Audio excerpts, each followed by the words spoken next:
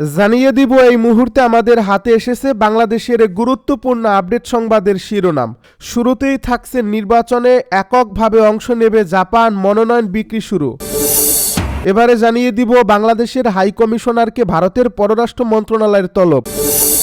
আরও থাকছে গোবিন্দগঞ্জে গ্রামীণ ব্যাংকের সামনে থেকে 4 ককটেল সদৃশ্য বস্তু উদ্ধার। এদিকে হাদির মৃত্যুর সংবাদ সত্য নয় জানালো ইনকিলাব মঞ্চ।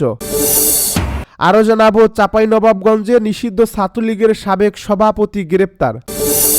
সব শেষে জানিয়ে দিব 30,000 আওয়ামী লীগের নেতাকর্মীকে আশ্রয় দিয়েছে ভারত, বলছে হাসনাত। এতক্ষণ শুনছিলেন হাতে থাকা আপডেট সংবাদের শিরোনাম, এবারে বিস্তারিত। তবে তার আগে অনুরোধ রইল ভিডিওটিতে একটি লাইক এবং কমেন্ট করে জানিয়ে দিন ভিডিও সম্পর্কে আপনার মূল্যবান মতামত। আরও জানিয়ে দিন ভিডিওটি কোথা থেকে দেখছেন বা কোন জেলা থেকে দেখছেন। নির্বাচনে এককভাবে অংশ নেবে জাপা, মনোনয়ন বিক্রি শুরু। আসন্ন নির্বাচনে এককভাবে অংশ নেবে জিএম কাদেরের নেতৃত্বাধীন জাতীয় পার্টি। বুধবার রাজধানীর একটি হোটেলে দলটির কেন্দ্রীয় কমিটির সভায় এ সিদ্ধান্ত হয়। তফসিল ঘোষণার 6 দিন পর বুধবার সন্ধ্যায় রাজধানীর কাকরাইলের কেন্দ্রীয় কার্যালয়ে দলীয় মনোনয়ন ফরম বিক্রি শুরু করে জাপা। চলবে আগামী 21 ডিসেম্বর পর্যন্ত। দল থেকে বহিষ্কৃত সাবেক মহাসচিব মশিউর রহমান রাঙাকে দলে ফিরিয়ে নিয়েছে জাপা। বুধবার কেন্দ্রীয় কমিটির সভার মঞ্চে দলীয় চেয়ারম্যান জিএম কাদেরের পাশে ছিলেন তিনি। 2001 সালের নির্বাচনে রংপুর 6 আসনে শেখ হাসিনাকে হারিয়ে চমক দেখানো নূর মোহাম্মদ মণ্ডলকে দলে ফিরিয়ে নিয়েছে জাপা। তিনি 2008 সালে বিএনপিতে যোগ দিয়েছিলেন, পরে যোগ দেন আওয়ামী লীগে। নৌকা প্রতীকে উপজেলা চেয়ারম্যানও নির্বাচিত হন রংপুর 6 আসনের তৎকালীন এমপি এবং আওয়ামী লীগের স্পিকার ডক্টর শিরিন শারমিনের অনুসারী হিসেবে পরিচিত নূর মণ্ডল। জাপা সূত্র জানিয়েছে দল ছুট অন্যান্য নেতাদেরও ফেরানোর চেষ্টা চলছে। ঘোষিত তফসিল অনুযায়ী আগামী 12 ফেব্রুয়ারি হবে সংসদ নির্বাচন।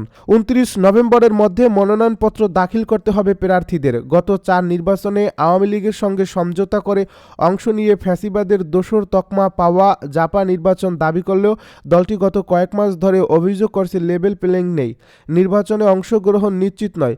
2014 সালের 5 জানুয়ারির বিএনপিবিহীন একতরফা নির্বাচনে অংশ নিয়ে জাপা 34 আসন পেয়ে প্রধান বিরোধী দল হয়েছিল, যোগ দেয় সরকারেও।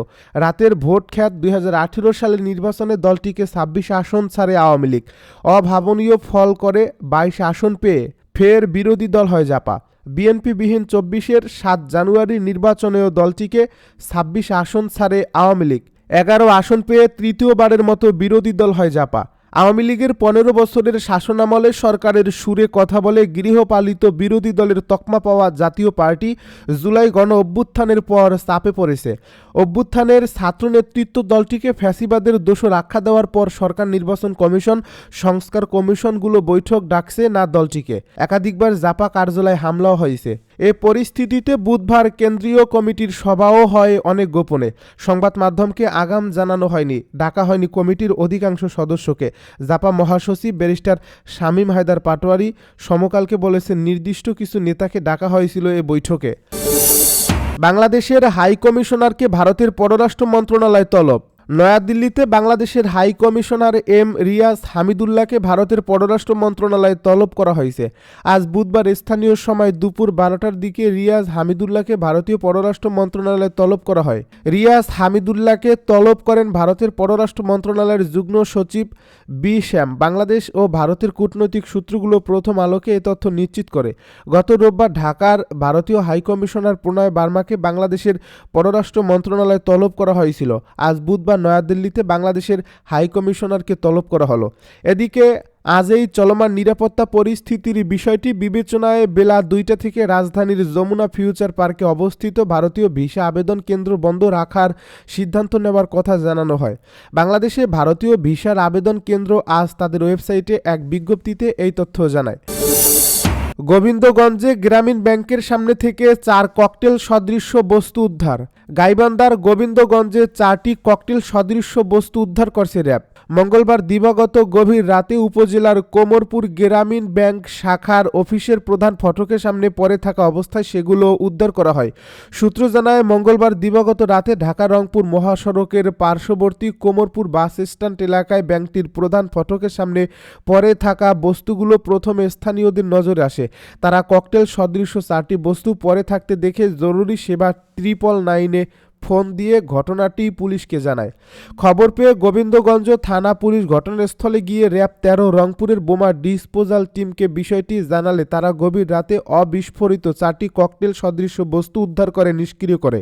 বুধবার রাতে র্যাব ১৩ এক সংবাদ বিজ্ঞপ্তিতে জানায়, গ্রামীণ ব্যাংকের প্রধান ফটকের সামনে ওভারব্রিজ এলাকা থেকে হেলমেট পরিহিত 4 অজ্ঞাত পরিচয় ব্যক্তি 2টি মোটরসাইকেলে এসে লাল রঙের 4টি ককটেল সদৃশ বিস্ফোরক জাতীয় বস্তু নিক্ষেপ করে দ্রুত স্থান ত্যাগ করে।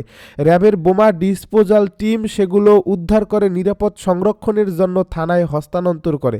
গোবিন্দগঞ্জ থানার ভারপ্রাপ্ত কর্মকর্তা মোজাম্মেল হক বিষয়টি নিশ্চিত করে বলেন, 4টি ককটেল বোমা সদৃশ্য বস্তু পড়ে থাকার খবর পেয়ে র্যাবের সহায়তায় সেগুলো উদ্ধার করে নিষ্ক্রিয় করা হয়েছে। ককটেলগুলো কিভাবে কারা নিয়ে এসেছে সে বিষয়ে তদন্ত করা হচ্ছে। বোম ডিসপোজাল টিম প্রাথমিক পরীক্ষা নিরীক্ষা শেষে নিশ্চিত করেছে, বোম ককটেলের মতো হলেও তাৎক্ষণিকভাবে বিস্ফোরণের সম্ভাবনা নেই। লাল বস্তুগুলো দেখতে মোড়ানো বস্তু 4টি পানিতে ভিজিয়ে নিরাপদভাবে স্থানীয় সংরক্ষণ করা হয়েছে। আইনগত প্রক্রিয়া শেষে আদালতের নির্দেশনায় পরবর্তী সিদ্ধান্ত নেওয়া হবে। তিনি আরও বলেন, প্রাথমিকভাবে ধারণা করা হচ্ছে আতঙ্ক সৃষ্টির উদ্দেশ্যেই দুর্বৃত্তরা ককটেল সদৃশ্য বস্তুগুলো ফেলে পালিয়ে গেছে। হাদির মৃত্যু সংবাদ সত্য নয়, জানালো ইনকিলাব মঞ্চ। জুলাই গণ অভ্যুত্থানের সম্মুখভাগের অকুতোভয় যোদ্ধা ও ইনকিলাব মঞ্চের মুখপাত্র শরীফ ওসমান হাদির অবস্থা অত্যন্ত সংকটাপন্ন। তবে সামাজিক যোগাযোগ মাধ্যমে ছড়িয়ে পড়া তার মৃত্যুর সংবাদ সত্য নয় বলে জানিয়েছে ইনকিলাব মঞ্চ। বুধবার রাতে এক বিবৃতিতে এ তথ্য দেওয়া হয়েছে। এই বিবৃতিতে ওসমান হাদির শারীরিক অবস্থার সর্বশেষ আপডেটে বলা হয়েছে, ওসমান হাদি ভাইয়ের অবস্থা সংকটাপন্ন, কিন্তু তার মৃত্যুর যেই সংবাদ শোনানো হচ্ছে সেটা সত্য নয়। হাদির পরিবারের পক্ষ থেকে দেশবাসীর কাছে দোয়া চাওয়া হয়েছে বলেও উল্লেখ করা হয়েছে বিবৃতিতে। দোয়া চেয়ে বলা হয়েছে, আল্লাহ যেন তাকে হায়াতে তাইয়্যিবাহ নসিব করেন। চাঁপাইনবাবগঞ্জে নিষিদ্ধ ছাত্রলীগের সাবেক সভাপতি গ্রেপ্তার। নিষিদ্ধ ঘোষিত সংগঠন ছাত্রলীগের চাঁপাইনবাবগঞ্জ জেলা শাখার সাবেক সভাপতি নাহিদ শিকদারকে গ্রেপ্তার করছে পুলিশ। বুধবার চাঁপাইনবাবগঞ্জের শিবগঞ্জ উপজেলার দাইপুকুরিয়া ইউনিয়নের বারিকবাজার এলাকা থেকে তাদেরকে গ্রেপ্তার করা হয়।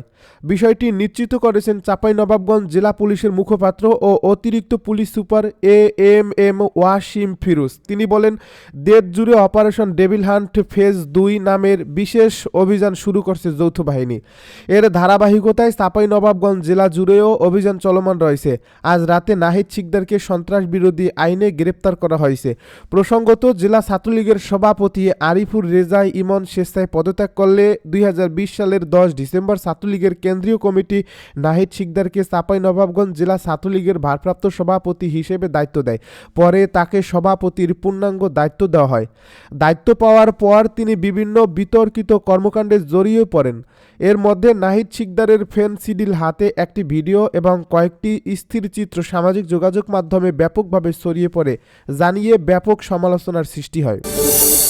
30,000 আওয়ামী লীগের নেতাকর্মীকে আশ্রয় দিয়েছে ভারত, দাবি হাসনাতের। জাতীয় নাগরিক পার্টির দক্ষিণাঞ্চলের মুখ্য সংগঠক হাসনাত আবদুল্লাহ বলেছেন, 30,000 আওয়ামী লীগের নেতাকর্মীকে পাসপোর্ট এবং ভিসা ছাড়াই ভারত আশ্রয় দিয়েছে। বাংলাদেশের সন্ত্রাসীদের তারা আশ্রয় এবং ট্রেনিং দিচ্ছে।